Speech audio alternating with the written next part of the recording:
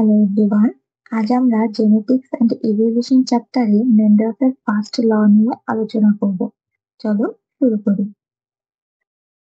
Gregor Johann Mendel, উনি মটরশুঁটি গাছ নিয়ে গবেষণা করে দুটি ল দেয়, যাকে মেন্ডেলসের ফার্স্ট ল এবং মেন্ডেলসের সেকেন্ড ল বলে। মেন্ডেলস ফার্স্ট ল এর আরেকটা নাম হচ্ছে ল অফ সেগ্রিগেশন এবং মেন্ডেলস সেকেন্ড ল এর আরেকটা নাম হচ্ছে ল অফ ইন্ডিপেন্ডেন্ট অ্যাসর্টমেন্ট। আর এই দুটি ল দেওয়ার জন্য মেন্ডেলকে ফাদার অফ জেনেটিক্স বলা হয়। মেন্ডেলস ফার্স্ট ল এ মনোহাইব্রিড ক্রস নিয়ে আলোচনা করা হয়েছে এবং সেকেন্ড ল এ ডাইহাইব্রিড ক্রস দেখানো হয়েছে। আসুন আজ আমরা মেন্ডেলস ফার্স্ট ল নিয়ে আলোচনা করি। মেন্ডেল তার ফার্স্ট ল বলেছে, when a pair of alleles is brought together in a hybrid union in a monohybrid cross, the members of allelic pair remain together without mixing, diluting, or altering each other and separate or segregate from each other when the hybrid forms gamete। মানে এখানে উনি বলেছেন, যখন monohybrid ক্রসে, তার মানে one single pair of contrasting ক্যারেক্টারের মধ্যে যে ক্রসটা করানো হয়, সেক্ষেত্রে ক্রসটা তো করানো হয় ফার্স্টে পিওর প্যারেন্টের মধ্যে। তো তার সেখান থেকে তৈরি হয় হচ্ছে F1 জেনারেশন, যাকে আমরা হাইব্রিড বলে থাকি। এই হাইব্রিডের মধ্যে ফাদারেরও অ্যালিল থাকে, মাদারেরও অ্যালিল থাকে এবং এই অ্যালিল দুটো একজন আরেকজনের সাথে মিক্স হবে না, ডিলিউটও হবে না, অল্টারও হবে না। আবার যখন এই হাইব্রিড দুইটার মধ্যে ক্রস করানো হবে, তখন এই গ্যামেট গুলো আলাদা আলাদা ভাবে সুন্দর ফর্ম করবে। তো এই লয়ে এই ল প্রমাণ করতে মেন্ডেল দুই ধরনের মটরশুঁটি গাছ নিয়েছে, একটা হচ্ছে পিওর টল আর একটা হচ্ছে পিওর শর্ট। পিওর টলের জিনোটাইপ হচ্ছে ক্যাপিটাল টি আর পিওর শর্টের জিনোটাইপ হচ্ছে স্মল টি। প্রথমে মেন্ডেল প্যারেন্ট হিসেবে সিলেক্ট করেছে পিওর টল পি প্ল্যান্টকে এবং পিওর শর্ট পি প্ল্যান্টকে।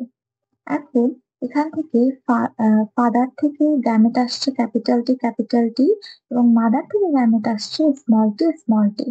F1 জেনারেশনে দেখা গেল ফাদারের ক্যাপিটাল টি, মাদারের স্মল টি মিলে চারটা capital T small tea জেনোটাইপের plant পাওয়া গেল। এখন এই যে এই F1 জেনারেশন, এরা কারা? এরা হচ্ছে হাইব্রিড, রাইট? তো এরা হাইব্রিড। দেখো এদের জেনোটাইপে অ্যালিল আছে কিন্তু দুইটা, একটা ক্যাপিটাল টি স্মল টি। এরা কিন্তু মিক্সও হচ্ছে না, অল্টারও হচ্ছে না, ডিলিউটও হচ্ছে না, এরা সহাবস্থানে আছে। এখন যখন এই হাইব্রিড দুইটার মধ্যে ক্রস করানো হলো, তখন এই যে বোর্ডটা দেখছো, এই বোর্ডকে বলা হয় পুনেট চেকার বোর্ড। এই চেকার বোর্ডের মাধ্যমে খুব সহজে জেনোটাইপ এবং ফিনোটাইপ বের করা যায়। তো সেক্ষেত্রে আমরা দেখবো যে এই F2 জেনারেশনের ক্ষেত্রে মেল থেকে গ্যামেট আসছে capital T small tea, female থেকে গ্যামেট আসছে ক্যাপিটাল টি স্মল টি।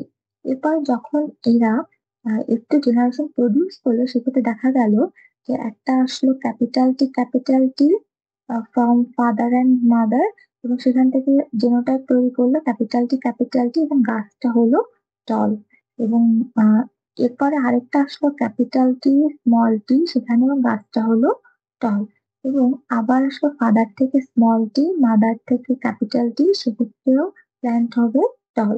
আর এক্ষেত্রে ফাদার থেকে স্মল টি, মাদার থেকে স্মল টি, প্ল্যান্ট হবে শর্ট। এখানে আমরা দেখতে পেলাম যে গ্যামেট যখন তারা আবার এই হাইব্রিড গুলো ক্রস করানোর পরে, তখন আবার তারা স্বাধীনভাবে গ্যামেট প্রডিউস করলো। এই কথাই বলছে মেন্ডেল তার ফার্স্ট লয়ে। এবং এক্ষেত্রে ফেনোটাইপিক রেশিও আমরা দেখতে পাচ্ছি 3:1। তার মানে তিনটা লম্বা গাছ পেয়েছি এবং একটা পেয়েছি শর্ট গাছ, রাইট? তো দেখো, ফিনোটাইপ বলতে আমি কি বলেছিলাম? ফিনোটাইপ বলেছিলাম এক্সটার্নাল অ্যাপিয়ারেন্স। তাহলে লম্বা গাছ আমরা পাচ্ছি তিনটা এবং খাটো গাছ পাচ্ছি আমরা একটা, সেক্ষেত্রে রেশিওটা হবে ফিনোটাইপিক 3:1। জিনোটাইপিক রেশিও দেখো, ক্যাপিটাল টি পেয়েছে একটা, স্মল টি পেয়েছে দুইটা, আর স্মল টি পেয়েছে একটা। সেক্ষেত্রে জিনোটাইপিক রেশিও হবে 1:2:1। পরীক্ষার জন্য ভেরি ভেরি ইম্পর্টেন্ট যে মেন্ডেলস ফার্স্ট ল এর phenotypic ratio and genotypic ratio. আশা করি তোমরা বুঝতে পেরেছো। Thank you for today.